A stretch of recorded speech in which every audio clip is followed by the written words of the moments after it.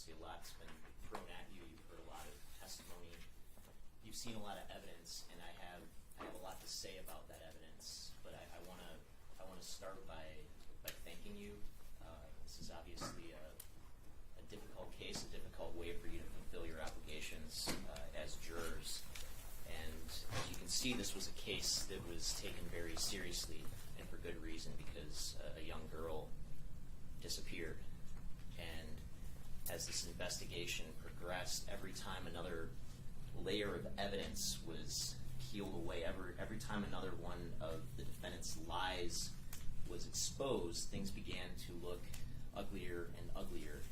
And the need to bring closure to this case, the need to bring closure to Zion Foster's family became very pressing. So I do want to thank you. I want to thank you for the attention that you paid to the details in this case, because this is a case where the devil is in the details. And I want to thank you for being here and taking the time out of your lives to fulfill your obligations as jurors in this case. So on behalf of Kim Worthy, the prosecuting attorney for Wayne County, on behalf of the family of Zion Foster, I thank you for the work that you've done in this case. The heart of this trial is really a simple question. Why did this young woman end up in one of these dumpsters and then in all likelihood in this landfill? That is the heart of this case. And through the evidence that you've seen, there is an equally simple explanation, and that's that he murdered her. Now, I told you in my opening statement last week that there's only two people who can tell you exactly what happened inside that house that night, and I don't pretend to be one of them. One of them is Zion, and she's obviously gone, and she can't tell us. The other is the defendant, who, if you've seen anything in this trial, you've seen that he has an astonishing capacity for deception. But what I can tell you is that the circumstances in this case, and I'm going to walk through all of the circumstances in this case. The circumstances in this case lead to one inescapable and obvious conclusion, and that's that inside that house that night there was some sort of sexual encounter that was resisted, and Zion paid for her life because of that. And that he put her in that dumpster because he murdered her, not because she died from a marijuana overdose or an LSD overdose or COVID-19 or death by Prozac or a seizure or any other of the shifting nonsense that you've heard from the defense from the start in this case. She died because he murdered her. Start with the relationship that they had. The relationship that he denied from the start, but was unearthed in her text messages. He was grooming her. He was grooming her for a sexual relationship. And we see that because he acknowledges in one of his interrogations that the basis of their relationship was a shared bond over the fact that she had survived a sexual assault that had gone unreported. He said that for a while, for 4 years, she was being raped, and her mom and everybody knew about this. And I also have went through some similar unfortunate happenings, and that was basically our bonding. That was the bonding. That he knew that she had been sexually abused and that no one had been held accountable for that, which makes her what? It makes her a target. And he never acknowledges explicitly that he had a sexual interest in her, but, oh, by the way, her friend Alima, the same age of her, he would have gotten with her if the opportunity presented itself, despite that 5-6 year age gap. So there's no talk of getting with her? I'm not gonna lie to y'all. No, It was presented. Maybe, I don't know. Sure. But And then we have these text messages found on Zion's old phone with the contact that she had for the defendant under the name Favu, her favorite cousin, under his phone number. and we see thousands of text messages, and we see in these messages that he is moving closer and closer into her life and into her business. He offers to get her weed in January of 2021. Let me know if you don't have shit to do later. I'll bring some more weed. May of 2021, when she's, by all appearances, at his house regularly at that time from the context of the messages. Do you want me to run a shower? He asks her. He tries to get into her iCloud account, gets her password to her iCloud account. That same month, he asks, do you want to just come over? Because I'm going to be taking Katrina to work soon. May of 2021. And he tells her she can stay there. She can stay at his house. And he reiterates it. Not only on May 23rd, you can always pimp out the basement at my place if need be, until you're able to get your own spot, he tells her. And then tells her again a few days later, just keep my place as your plan B. He advises her when she's run away how to evade the police, how to delete evidence from her phone that same month. He's in her business. He, later on, just a month before her death, he's trying to get together with her. You trying to smoke later, he asks her, in December of 2021. And then we see all these sexually explicit messages that he shares at a time when she's primarily 16 years old, and he's either 22 or 23. February 2021. With his 16-year-old cousin, who is a survivor of sexual assault, he sends her pornographic images. March of 2021. With his 16-year-old cousin, who is a survivor of sexual assault, he tells her, I'm about to be big single. I'm going to get to slanging my meat at my freak bitches again. He tells her that he's in need of some head. That same month, March of 2021, he tells his 16-year-old cousin, who is a survivor of sexual assault, that this little freak is about to gobble me. He tells her in May of 2021, to his 16-year-old cousin, who is a survivor of sexual assault, that he is a god.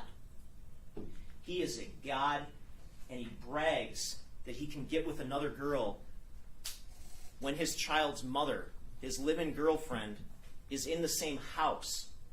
And my girl knows everything she needs to know, he tells his 16-year-old cousin, who is a survivor of sexual assault, and adds that the two women had apparently had sexual relations together. That same month, May of 2021, he tells his cousin, who is a 16-year-old girl, who is a survivor of sexual assault, I can really do what I want if I choose to, in the context of sexually explicit discussions. In June of 2021, he tells his 16-year-old cousin, who is a survivor of sexual assault, that he is getting his dick gobbled right now, like right now. He complains to his cousin, who is a survivor of sexual assault, that this girl's jaw is getting tired and she's about to be outside in the rain, that he knows of no females that give head properly. Where's the throat goats? He asks his 16-year-old cousin, who is a survivor of sexual assault. And then he admonishes that Katrina's starting to ask questions. But fear not, because he's about to use manipulation level 3. I wonder what that looks like.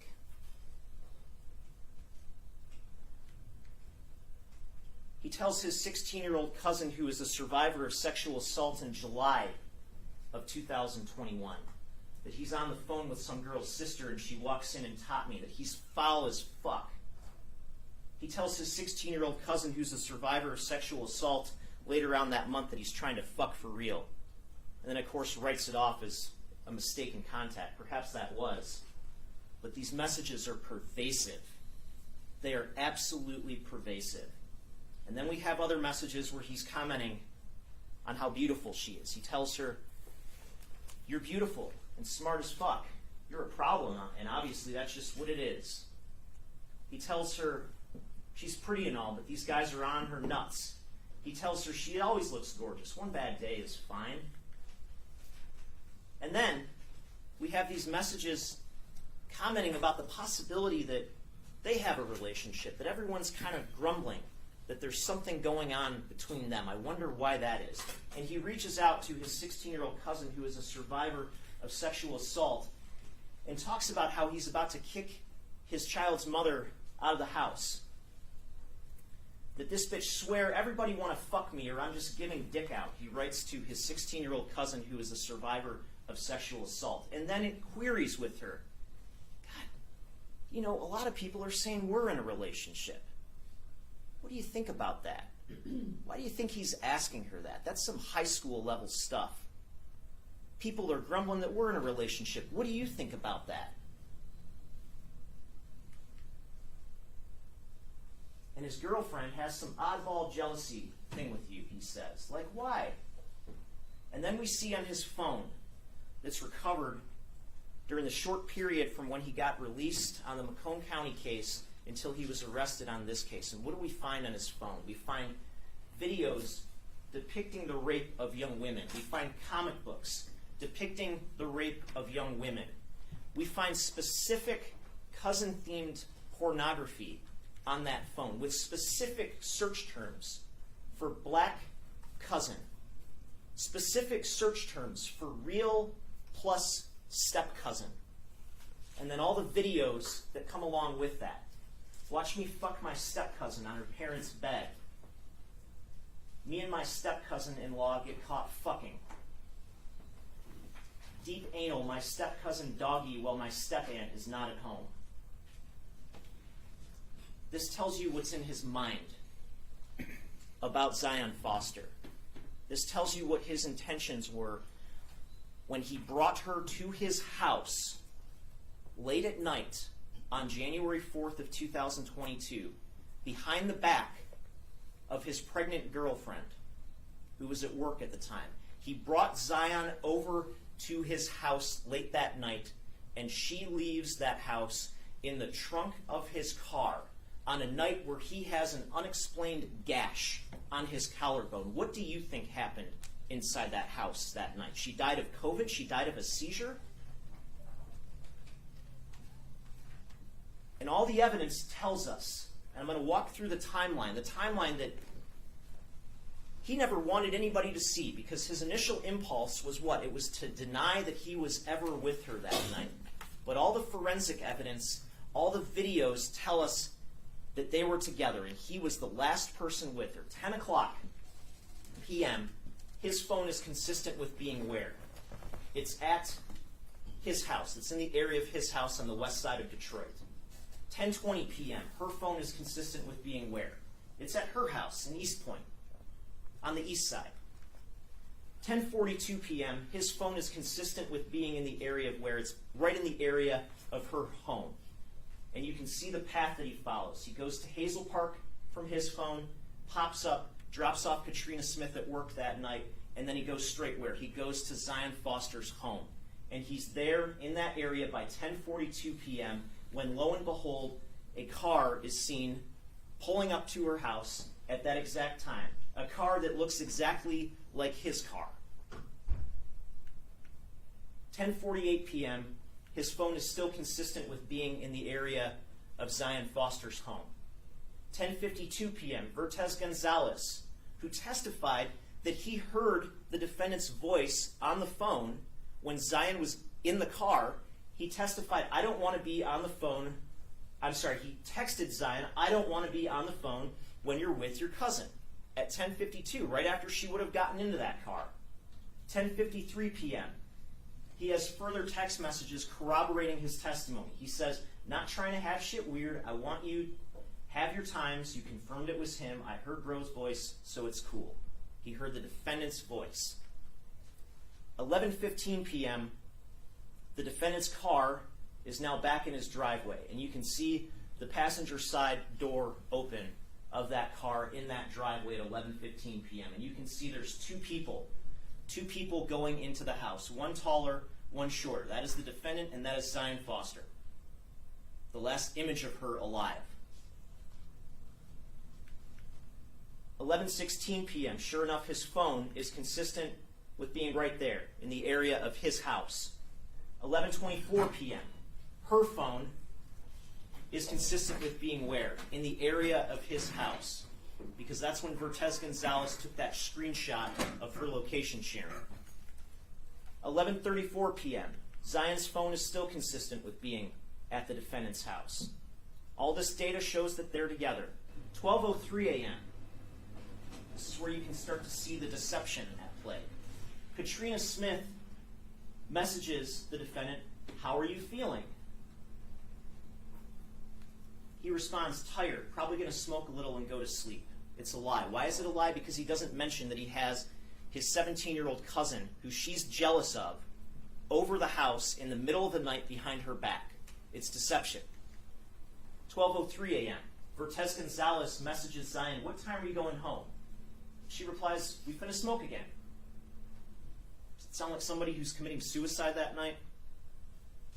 She's out hanging out with her cousin. She's going to smoke again. Does that sound like someone who's just going to spontaneously kill herself? Victim texts a screenshot from her phone at 12:09 a.m. She texts that to Vertez Gonzalez, and it shows her where? It shows her at the defendant's house. It's just a mirror image, because that's how FaceTime calls are before they connected. You get an inverted image. She's in his living room. 12:23 a.m. Katrina Smith messages the defendant, "She doesn't feel good, but how's your high?" 12:36 a.m.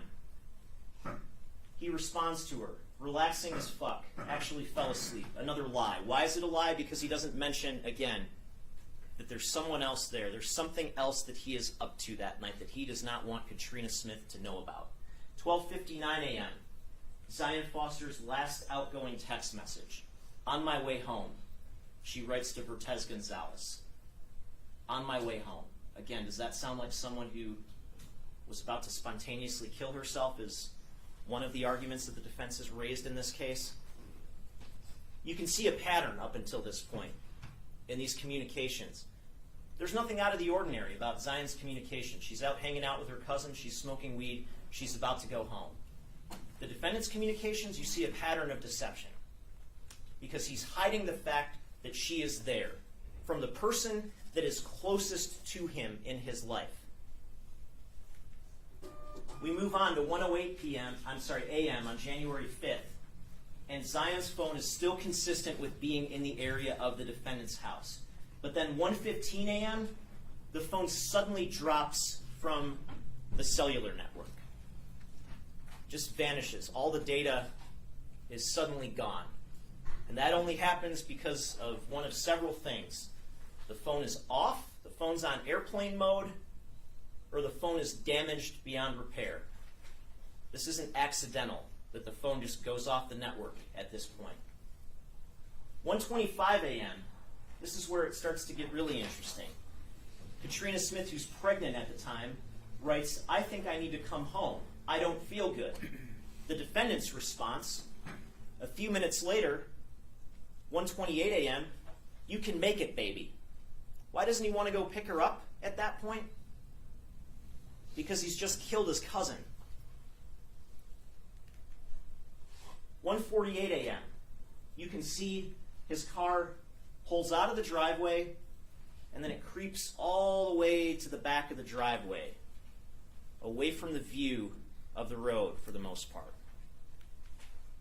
1:45 a.m., his phone still puts him right there at the house. He's still there.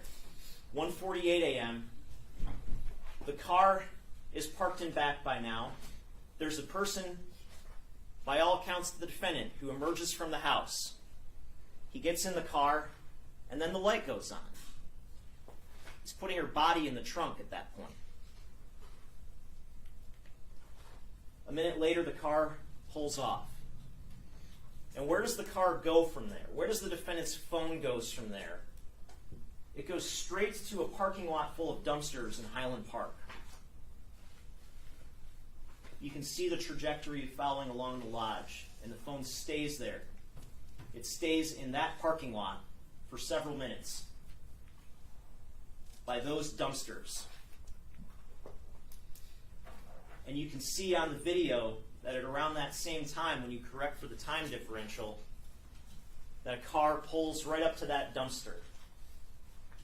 And the lights on that car cut out in the middle of the night.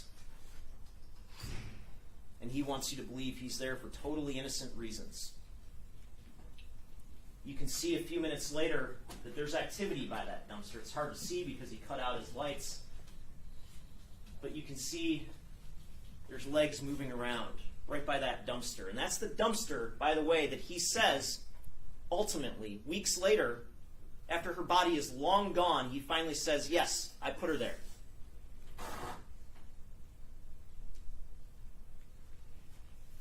"2:08 a.m. His phone's still consistent with being there in the area of the dumpster. 2:12 a.m. He finally messages Katrina Smith. She had texted him again at 1:32 a.m. saying, my stomach hurts and I feel sick and I keep getting hot and cold. But he had to dispose of Zion Foster's body, so he wasn't in a position to respond to that message. He finally responds at 2:12 a.m. after disposing of Zion Foster's body, and he finally says, okay, baby, do you want me to come now? He then follows up, I'll hop in the shower to kick this high off. Why is he hopping in the shower in the middle of the night for innocent reasons after disposing of a body? 2:15 a.m. You can see his car pull back into his driveway. And sure enough, at around that same time, his phone is consistent with having come directly from that parking lot full of dumpsters right back to his house. 2:21 a.m. Just after disposing of Zion Foster's body at 2:21 a.m. Just after getting home, you can see he's probably gotten in the shower, maybe taken his shirt off and seen the extent of the damage that she did to him when she resisted. And what does he say about that? He says that Nyla, the cat, scratched my neck. He says, I was trying to tickle her stomach and she beat my ass. But what does the person who was closest to him at that time say? Katrina Smith, who he later went to pick up from work and brought home that night. What did she say? Well, we'll get to that in a second, but what else do you think could have scratched him like that? Who else do you think could have scratched him? Could it have been Zion Foster who had her nails like that? Because as Katrina says, she saw a scratch that night. She testified that she saw a scratch when they got home together. She saw a scratch on his collarbone. And what did she say about that scratch? She said, and I quote, it was a big scratch. And I asked her whether that was something ordinary for the cat to do. And she said, and I quote, the cat, quote, never scratched that deep before to draw that much blood. That's an exact quote from Katrina Smith, the person who he did not want to testify at this case. What did she also say? She said that he seemed normal that night. He wasn't in a state of panic. He was behaving as though he had just committed a cold-blooded killing that he was covering up. That's how he was behaving. And it's interesting, if you look at the video from 11:15, he's wearing light pants in that video when he's out in front of his house with Zion. After he puts her in the dumpster, 2:42 a.m., he's probably going to pick Katrina up at this point. He's got dark pants on, so he's changed his clothes. He showered. Why would he do that in the middle of the night? For totally innocent reasons after putting somebody's body in a dumpster. And he pops his trunk. He pops his trunk at 2:42 a.m. to have a peek inside. The same trunk that a cadaver dog later indicated in for the presence of the odor of human remains. 7:08 a.m., the garbage truck comes and it empties that dumpster. And Zion is gone forever. And the search for her becomes a search for a needle in a haystack. And what does he do after that?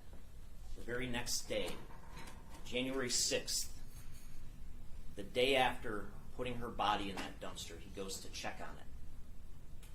That afternoon, his phone shows a trajectory of him going directly from his house back to that parking lot, back to that area of the dumpster, and then back home after staying there, or back toward his home after staying there for a few minutes.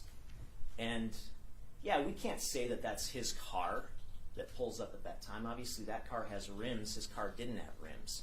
But isn't it interesting that there's a lot of activity by that dumpster at that same time that his phone puts him there? And then isn't it interesting that right after he leaves that, he searches the internet for the phrase, "Are trash trucks also compactors?" and visits a webpage entitled, "What is the force of a garbage truck compactor?" Remember, Zion's body would have been gone by now. The garbage truck had emptied it. So if he did go back, he would have seen that she was gone.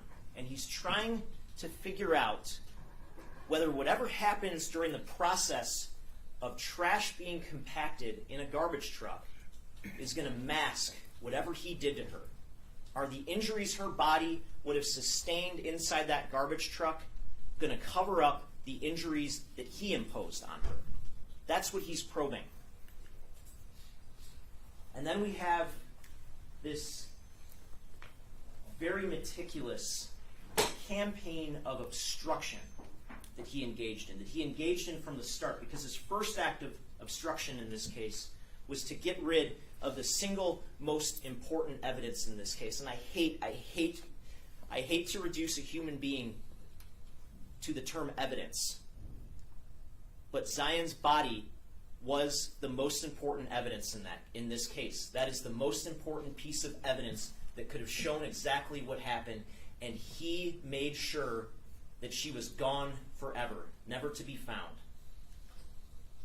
You're going to get this instruction on the concept of false exculpatory statements, and it essentially says that if someone lies and claims they're innocent, and that's proven to be a lie, you can consider that as evidence of their guilt, and you should consider that here, because we see lie after lie after lie in this early stage. He tells Zion's mother, "Hey, I'm talking to my girl about Zion, and we were wondering, how often did Zion say she was with me? Because that's wild. That high key is annoying, because why pull me into whatever she got going on?" He has the nerve to tell her mother just a day after, just hours after putting her daughter into a dumpster. He tells her, "Try to stay positive. She's probably okay." He has the nerve to tell her mother after putting her in a dumpster. I'm getting fed up with the back and forth with people asking me, have I seen Zion, or if she was over. And this is part of a pattern that you've seen throughout this case, that Zion Foster wasn't the victim. You see, Jaylin Brazier was the victim in this case. That's what he wants you to believe, and that's what he wanted Sierra Milton to believe when he lied to her in these text messages. He continues, "Come over, check the cameras so that you can see with your own eyes that this girl was not over here." He does the same with Vertez Gonzalez. It's just lie after lie after lie. "I'll show you my cameras. I'm dead tired of motherfuckers bothering me. I ain't got time to be part of this girl's motherfucking lies. My whole camera feed, that girl was never here," he tells Vertez Gonzalez, as these people are clinging to hope that maybe she's still alive somewhere. It's awful. Shit ain't got shit to do with me. Then you see the lies to the defendant's family. You heard Katrina Smith say that she never got a straight answer from him. You heard David McGee, the defendant's brother, say what? He said that he got two different answers. One was that Zion was never there. One was that she was, but with no explanation whatsoever of what happened to her and why she's missing. You've got the lies to the police. Detective Reinhold testified from Eastpointe when he still had the case. His initial phone conversations with the defendant were what? The defendant denying that he was with her. Because he never wanted anyone to see all of this evidence that confirmed that they were together in these circumstances. You have these just utter lies captured on body-worn camera when those two Detroit police officers knock on his door on January 6th, just 2 days after the night that this all happened. And he says, what? Last time I spoke with Brian, I see Brian was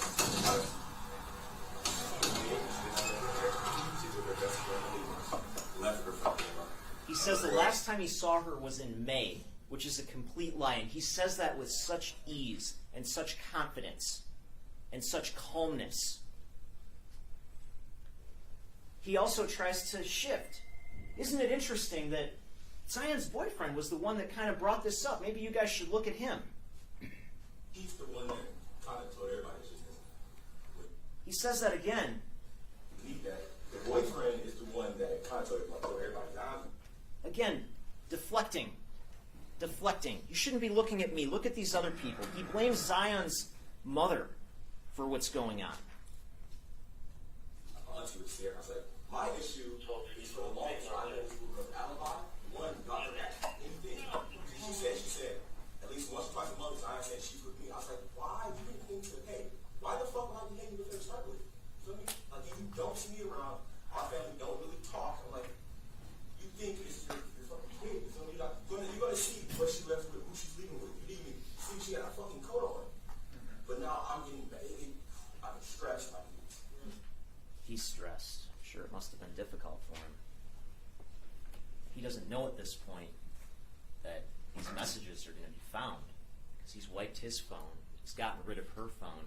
As far as he's concerned, those 4,000 messages showing their relationship, showing their pervasive contact with one another, it's gone. It's never going to be discovered. So what does he do? He lies. He lies and says there was no relationship. And then he blames Zion.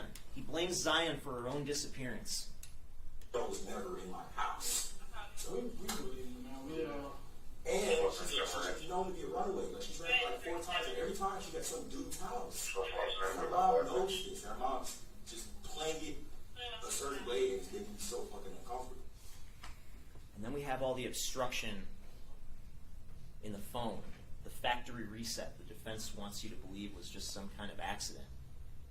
A day after lying to those police and telling them that he wasn't with her, has no idea where she was, he does a complete wipe of his phone to make everything disappear. And then after that, what do we find? We find in his Google records that weren't wiped, searches for how do the police track your phone? How do the police track missing people's phones? Can the police track a missing person's phone? And then in his own phone, after he wiped it, we find messages where he's searching for Celebrate, the program, the software that the police use to forensically image and analyze cell phones. And he's searching, how does the FBI satellite find people? How to tell if there's a stakeout on your property. How to tell if you're being watched by the police. How does the authorities pull up last known call info? Can the police track our call list if we delete the call history from our phone? How do the police get someone's call history? Can the police listen to a previous phone call? And then we have the witness interference and tampering. Starting with Katrina Smith. Again, the person that was closest to him. The last person that he saw before he brought Zion over to his house on January 4th. And the first person that he saw after he dumped Zion's body in a dumpster. And his communications from jail, which are recorded, confirm that he did not want her to show up to court. The person who confirmed that there was evidence of violence on him. Violence that was not explainable in the way that he tried to explain it as coming from a cat. He did not want her to show up to court.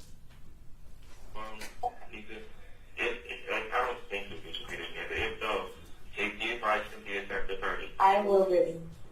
Like 100%. And Maybe, then after that, maybe. it's no response. Yeah. Just don't respond. Like, don't say nothing else. Like, And then he tells her, if I do take this all the way, as into trial, as good as you can, don't be there. And if I do decide to go the whole way with this situation, and just listen to what I'm saying, not to say in a specific way, of course, but as good as you can, don't be there. You feel me? I said, as good as you can, don't be there. You don't have to be. okay. Yeah, because I just don't want to see you in that predicament again. It just bothers me. It's like that first personal situation. Well, the only option is don't take it there. 'Cause they're gonna subpoena everybody. And then you have this call with his mother where he calls from another inmate's line and says not to mention his name, but tells her she can speak candidly. Try not to mention my name on here, but you can speak and tell me what you're talking about now. And in that call, he describes a statement made by someone by the name of D. And recall that his brother, David, you can, I think, fairly assume was D. His testimony was that, on the one hand, defendant told him he wasn't with Zion Foster. On the other hand, at a later point, he said he was with her, but got no explanation from him about why she's missing, which seems a little incredible. Don't you think David would inquire a little bit more? So you were saying she wasn't with you. Now you're saying she was with you. What happened? Don't you think he would want to know that? Don't you think he would get some information about that from the defendant, his own brother? And what does the defendant tell his mother to tell D? Because I already went over that and everything. In my paperwork and everything, tell him to stick to what he said when they went up to DPD.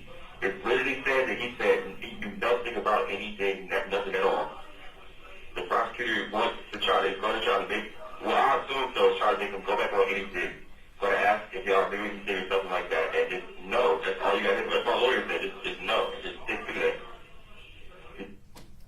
And then after all this, after all the obstruction, after all the research he did about getting caught, about phones being traceable and things like that, at a time when there's intense media scrutiny on this case, the game's over.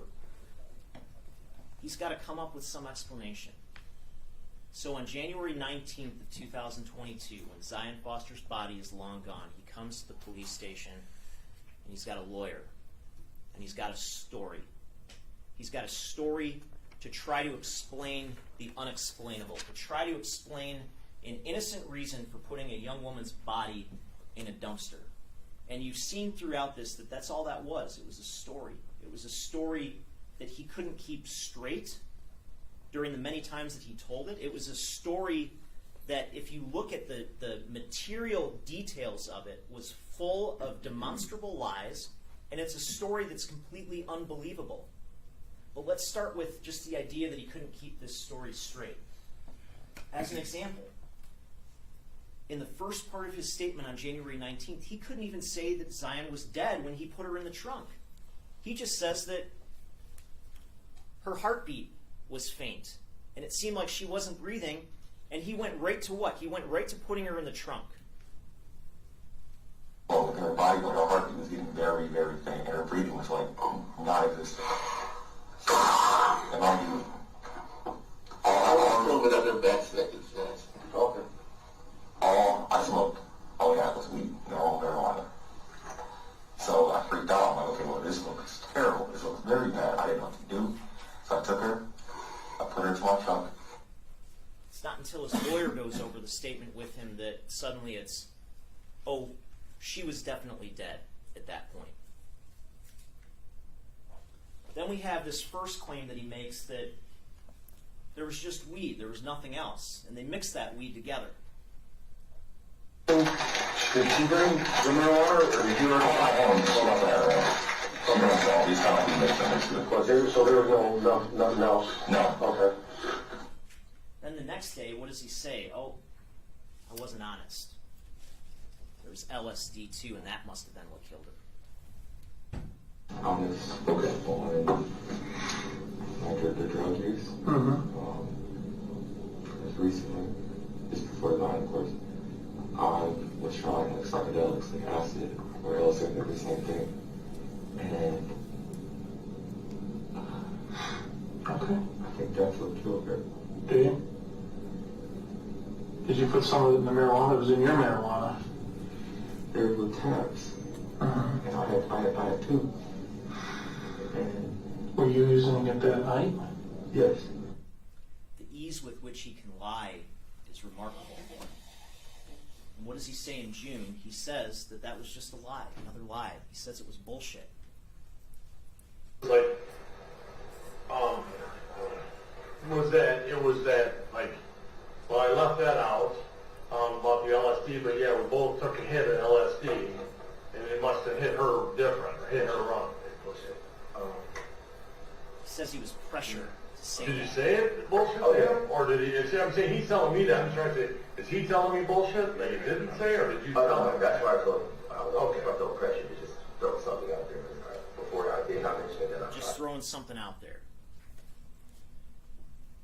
Then in that same statement, June 10th, it's, we never mix the weed together. Unlike what he said earlier. Weed or something?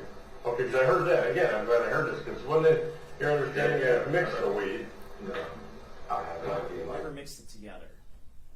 First, he claims on January 19th, by all appearances, the way he describes it is that Zion was just on the couch. Okay, are you ready? And she was laying there like that. I was like, all right, so I think she might be checking out or whatever. Then I'd say about 10 to 15 minutes after that, I said, just saying, okay, get her hair back, she's going to sleep out soon. Yeah. I have to go wake her up, hey, are you ready to go, you know? And she wasn't like responding to anything I was doing. Like, at one point I shook her like this, like, hey, are you okay? Are you? Then, in June, she's right onto the floor, he says. Yeah, right on the floor. Okay, right there. These are kind of important details to not keep straight for a story that he wants you to believe. And then we have, right after he makes that first statement, what does he say? He says, essentially, that his lawyer told him what to say. He didn't really mean it. To me, my mom said, okay, well, you say basically what I said and everything, that it would go a certain way. Exactly. You get lower and On January 25th, in another call, he makes it even more expressly clear that this was just something that was made up. And that statement was literally out of like fear from my family and shit, and that Gary literally had told me what the fuck to say when he said that, and how he was like saying that like he can't help me in 12 hours, and it basically everything that you heard him say, everything my mom heard him say. And then what does he do on December 25th? He calls Katrina Smith, again from somebody else's account, and he asks her to look into the pros and cons of recanting a statement in a criminal case, because he was praying and meditating, and poop, this just popped into his head. What does that tell you about the credibility of his claim that this was just some kind of spontaneous natural death? I never told you about stuff before. I'm sorry to call you when it's different level than that. Look up the pros and cons, positives and negatives to recanting a statement. Because that's all I wanted. I've been talking to my lawyer about. That's literally all they're using against me right now. And prosecutor trying to build a theory off of everything. But officer telling the whole thing with the first lawyer and build up that. See what you think about that. I want to educate myself on it a little more first. And it's not just that his statement is inconsistent, it's that some of the core details in that statement that he gave are demonstrably false. And that should tell you something about the believability of his overall statement. Look at this. He lies about having his kids with him. At his lawyer's suggestion, his lawyer mentions, well, who else was with you when you picked her up? And he at first says nobody, but then says, oh, my kids were with me. But also, who was with you? when you picked her up in the car? Just me and her. I had my kids with me. Yeah, my boys, because before. I had my kids with me. Where are the kids? Where's the car seats? Where's the 1-year-old and 2-year-old in tow with them? There's nobody else in that image but the two of them. He lies about not going back to the dumpster. No. So you haven't been back over into that area since that day at all? Haven't been over there at all, he says. But you know what doesn't lie? Forensic data does not lie. And that data places him right back there, right before he's searching the internet about what a garbage truck can do to a human being's body. He lies about not touching Zion's phone. And you saw that she was texting or talking, and that's the last time you saw her phone? Yeah. Okay. And you did not take it out, you didn't touch it after, you didn't do anything with it? No. Again, the phone goes off network, 1:15 a.m. We know it wasn't the battery that died because you can see from the screenshot that she sent her boyfriend at 12:09 a.m., just about an hour before that the battery's just fine. And he wants you to believe that the person that wiped his own phone, the person that disposed of a human body in a dumpster, didn't touch Zion's phone? It's ridiculous. He lies about not knowing that Katrina Smith was pregnant at the time. Just before we knew she was pregnant, she's going to the office and everything. And she's like, I need to come home. Don't come pick me up. He says he didn't know she was pregnant at the time, but we have the text messages from her from January 4th, early in the morning, before all this happened, where she's talking about what? She's talking about being at the doctor because she's pregnant. So that's another lie. He lies about not deleting his cameras. Delete what was on I didn't touch the cameras at all. Didn't touch the cameras at all. So why is he telling the police when they're there, come on and look in these cameras. You can see everything and see that this girl wasn't here. I've been doing this all day. I really get shit out. It's out of the way. Parents just don't get a rain system. It only records. Yeah, it only records the motion selecting. And what did Sierra Milton say? She said that when she looked in that system directly, she saw what? She saw gaps, missing footage. Because he didn't want anybody to know that Zion was there that night. He lies about not deleting his phone. phone? No. You didn't delete contacts, erase anything, like if you did it, again, everything has been leading up to you trying to conceal something. Didn't delete anything from his phone, he says. But then 2 days after he put Zion's body in a dumpster, the data, again, the data that doesn't lie, tells us that his phone was wiped completely, factory reset. He lies in June 10th about he didn't want Zion staying over when she was run away. He tells Sergeant Sullivan. Listen to this. So Zion that I was like, that's one of the main reasons. I was like, you can't stay here. Going legal problem second. I'm not about to cause a problem at home. Happy life. What do the messages say? His messages with Zion at the time say, come right over. We understand completely. Keep my place as your plan B, he tells her. And then we just have the downright unbelievability of this idea that this young woman just died spontaneously for no reason in front of him. And there's a number of things I want to walk through on this issue that show that the defendant's claim is not reasonable. It's not just that it's inconsistent. It's not just that his claim is embedded with all these lies on other big details. It's that the overall claim itself makes absolutely no sense. Listen to this. Listen to one of his first explanations for what he did. I assume she was dead. Okay. That's what it looks like. I freaked out and basically after that I put her into my trunk and I moved her because I was like, okay, this looks as if I just killed somebody or something, And why would it look like he had just killed somebody if she died of natural causes? Why would it look like he had just killed somebody unless he actually killed her? Why was his immediate reaction, as you heard him say, his immediate reaction, it wasn't to administer CPR, it wasn't to call 911, his immediate reaction was to put her body in the trunk of his car and make her disappear forever.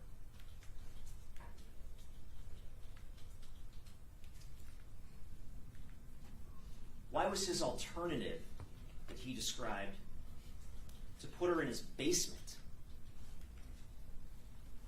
Well, I thought, well, I could just put her in my basement or something, you know, so. Why did you drive over to Highland Park? Because I couldn't put her in my basement or something. He's asked again that same question in June, and his alternative at that point is putting her in a storage unit. There's something different, you know, I mean, as a parent, you would have to get, you know. I've been asked a why a bunch of times. My process is just like, I didn't know what to do. What am I supposed to do? Get a storage unit or put a motherfucker in the basement? I didn't know what to do. Like I said, I've never been in that kind of situation. Why can't he apologize for what he did? He was asked by Sergeant Sullivan in June of 2022, what would you say? What would you say to Zion's mother? What was his answer? If you could talk to her, I'm not saying reach out, don't cause concern still, but if you could talk to her, I would simply have. what would you say? One, I can't apologize. Another, somebody has to Can't apologize? I can let For putting her daughter's body in a It's basement? not going to help. You heard testimony from Dr. Laverty, the medical examiner, that people don't die from marijuana overdoses. People don't die from LSD overdoses. That was the first explanation that the defendant offered in his initial statement to the police on January 19th and 20th. First it was, we were smoking weed. By implication, that's what killed her. Next it was LSD, and that must have been what killed her. Those don't cause death. You heard Dr. Laverty say that nothing that the defendant described was consistent with another type of overdose death. The idea being, well, what if that weed was laced with something? What if there were pills used? What if there was fentanyl involved? The death would not proceed in any way, shape, or form like the circumstances that the defendant described. And you can see in her initial report that her letter that she drafted in June of 2023, the circumstances currently disclosed by the defendant, that is, about her death do not make medical sense. And there is absolutely nothing that changes that bottom line conclusion up until today. And if she did die in this way, why didn't he search the internet about why a young woman might die suddenly? Why is he only searching the internet about evading law enforcement? Why is he only searching the internet about getting caught? Why isn't he doing research about this sudden, inexplicable medical condition that happened right in front of him? There's no search activity about marijuana overdoses, LSD overdoses, narcotics overdoses, seizures, medical issues that could otherwise cause a young girl to die suddenly. There is this search or this visit for one web page for WebMD, and if you drill down in the data, the page visited is common and rare side effects for Unisum, a medicine that has nothing to do with this case. And you can see the search activity from that same time before that web page was visited was for, does Unisum raise blood pressure, and why does Unisum make my chest feel tight? This is from January 14th, which has nothing to do with this case. He's not on WebMD researching why Zion died. He's researching the side effects of a medicine. And then we have these other defense explanations. So marijuana overdose, that didn't work. LSD overdose, that didn't work. Other drug overdose, that didn't work. So let's talk about suicide then. Let's try this. Zion was suicidal, and she must have killed herself. Again, there's nothing in the communications from Zion that night that suggests she was suicidal. Her communications were normal banter back and forth with her boyfriend. That's it. She's out smoking weed with her cousin. She's going to smoke again and then come home. That's not the behavior of someone who's about to be suicidal. And if she did kill herself, how did she do it? It wasn't a drug overdose, because this wasn't an overdose death. And why would you put somebody's body in a dumpster to cover up the fact that they committed suicide? And then lie about it, and then obstruct and obstruct and obstruct and obstruct. The defense suggested this was a COVID-19 death? Come on. That should tell you how desperate they are. Was there any evidence she was in some sort of advanced stage of pneumonia at the time? Was there any evidence that she was having some kind of respiratory crisis at the time? No, there's no evidence of that. Yes, she had COVID. Probably everybody in this country has had COVID recently. Death by Prozac, that's the other one. I like this one. She gets prescribed the lowest dosage of an entirely safe and commonly prescribed medication. That has absolutely nothing to do with this. That is nothing but a distraction. And then we have the seizure issue. I want to answer this question. Why are we even talking about seizures? And the answer is that in August of last year, when Vertez Gonzalez testified at the preliminary examination, he testified that he saw Zion Foster at one time go like this. That's it. He testified that he saw Zion Foster close her eyes and appear to pass out for 1 to 2 seconds. That's why we are talking about seizures in this case.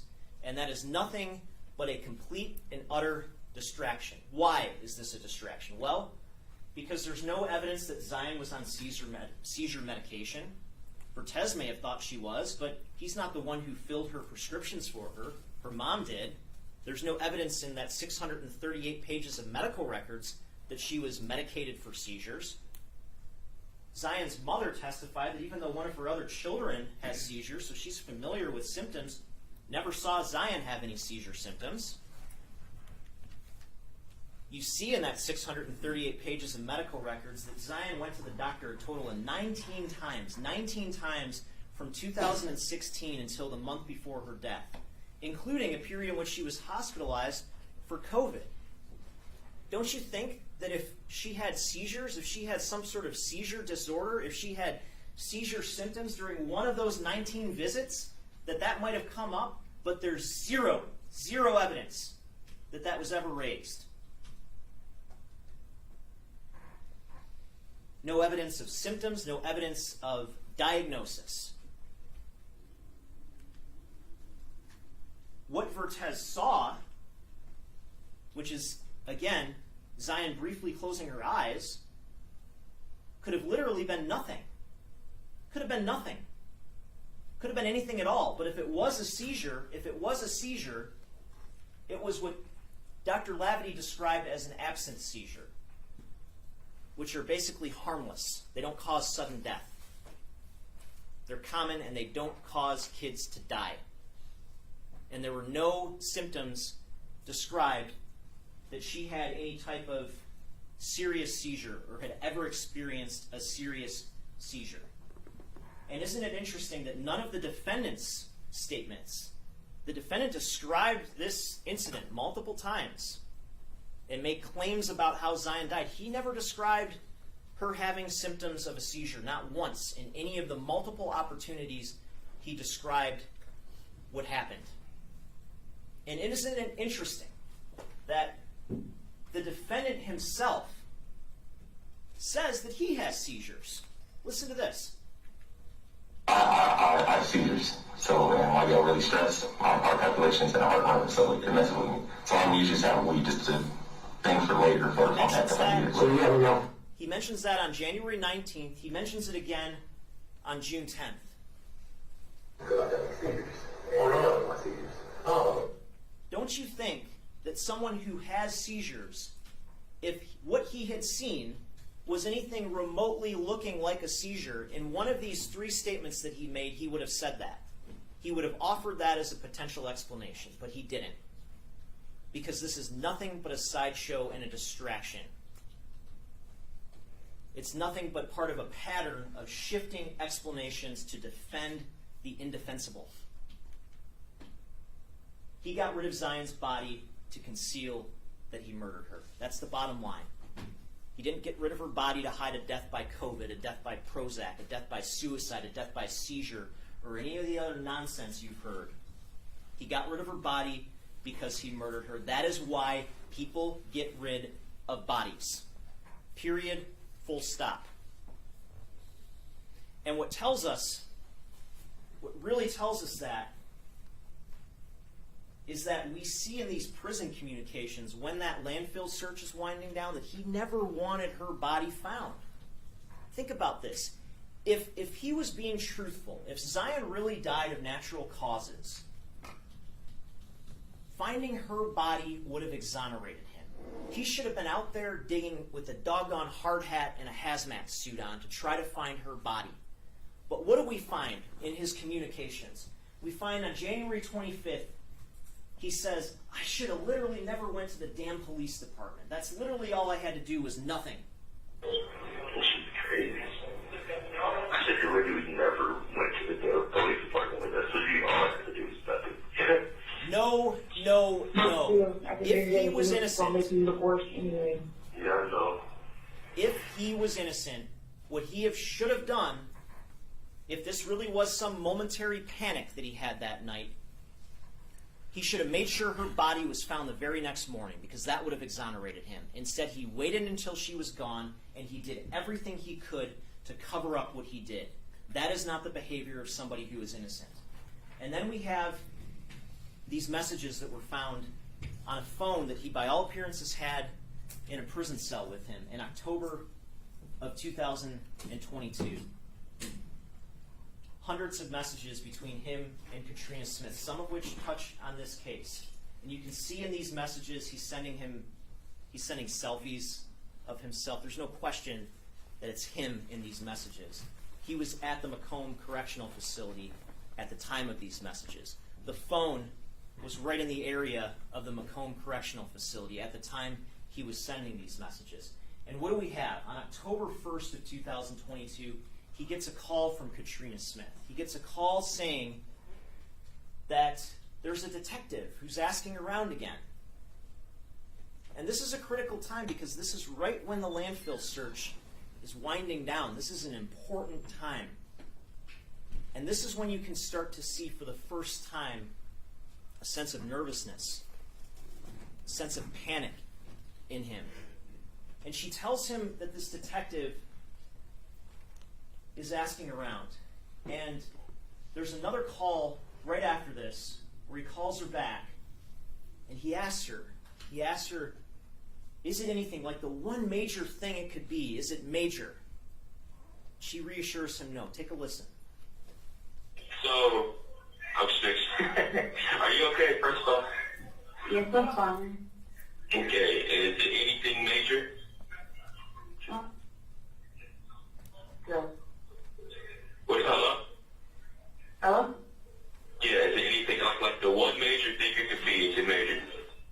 No. Okay.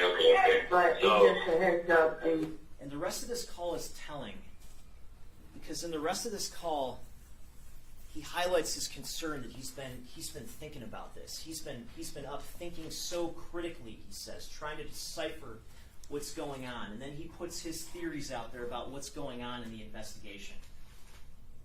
I'm saying, Jackie, you're so terrible. Oh my God, you're so I know, terrible. because I know. I know, baby, I know.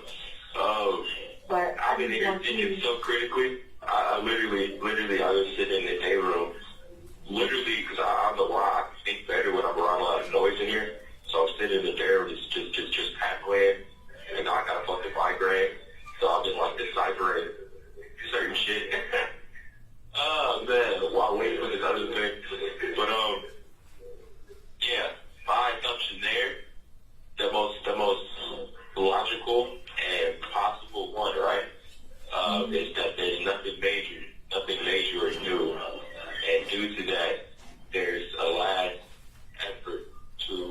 That's put just together weird.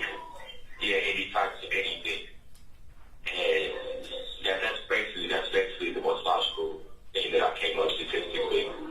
So, But I do want you to know, keep your head up. Don't Of course. say nothing you could of deny. course, baby, stop talking. I know, I'm just saying. I know. I just don't want you speaking on certain things. Okay. And then from there, they get into this issue of, he tells her his brain works a lot off of statistics and probabilities, like the type of thinking that would tell you if you throw someone's body away and that body ends up in a landfill, it's probably never going to be found. Your secret's probably going to be buried forever. And he tells her that he doesn't feel the need to really go anywhere with it. And then he talks about, in code, today's the 1st, tomorrow is the 2nd, October 1st and October 2nd. And that's when they're going to stop searching for COVID, he says. But he's not talking about a search for COVID. He's talking about the search for the body. Listen. Anything over stressing the thing. My brain works a lot on statistics and probabilities, so I don't feel the need or foresee the need to really go anywhere with it. So just relax. Today is the 1st, tomorrow's the 2nd. That's what if it's to stop the COVID thing in here. Stop searching for COVID essentially. So usually you usually get an uptick before that. But there's been nothing. So don't worry about nothing.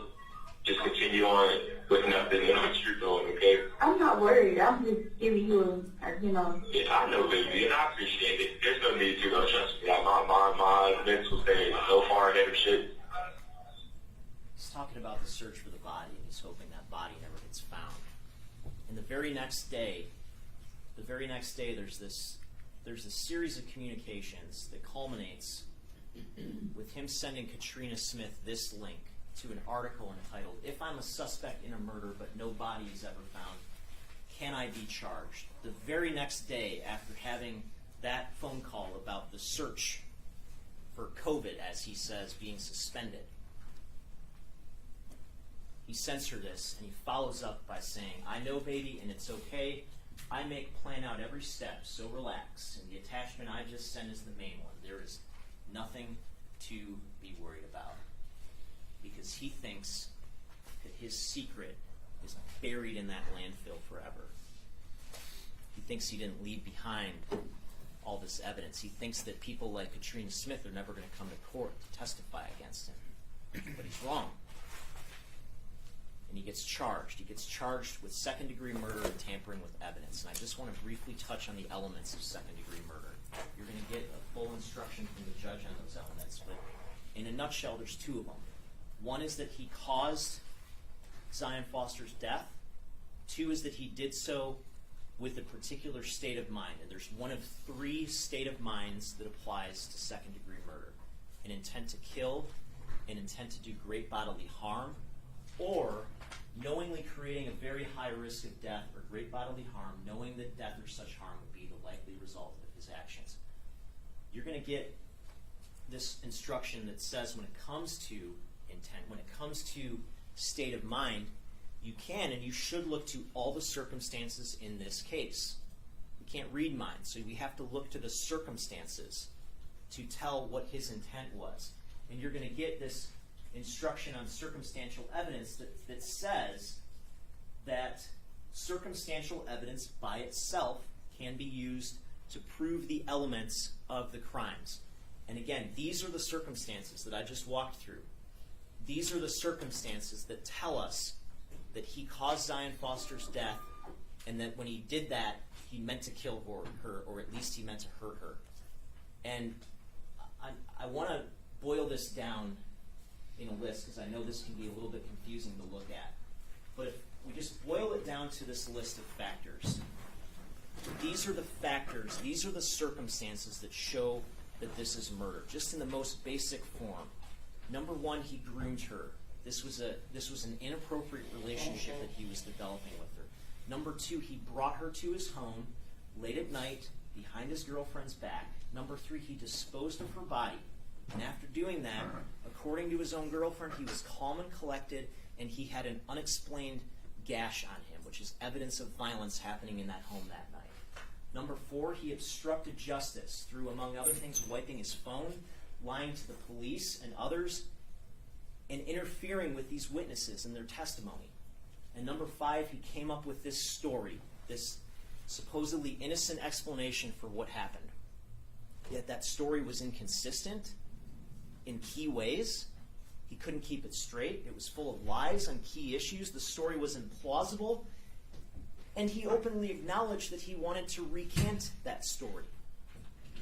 And the final factor is that he never wanted her body found. All of these factors tell us that these elements are met, that this was a murder. This wasn't some death by accident. This was a murder. He's also charged with tampering with evidence, which includes some elements, including that there was some evidence to be offered in a present or future official proceeding. You've heard throughout this case, and I'm going to echo it again, that the single most important piece of evidence in this case would have been Zion Foster's body. That was evidence that would have been offered in a court proceeding, like this trial or like the preliminary examination. The second element is that the defendant removed, altered, concealed, destroyed, or otherwise tampered with that evidence. He admitted to doing that. That's the one thing that he admitted to doing in this case. 3 is that it's on purpose. He admitted to doing that too. 4 is that the evidence was to be used in a criminal case punishable by more than 10 years, which murder is an offense that's punishable by more than 10 years. Ladies and gentlemen, the defendant is guilty of these 2 offenses. I'm going to sit down in a minute here. I'm going to have another opportunity to address you. But when Mr. Brown is speaking, I want you to think about these factors. Think about how he can overcome any of that and try to justify what Jaylin Brazier did. There's no justification. There's no excuse for what he did. He murdered her, and I'm asking you to find him guilty as such. Thank you.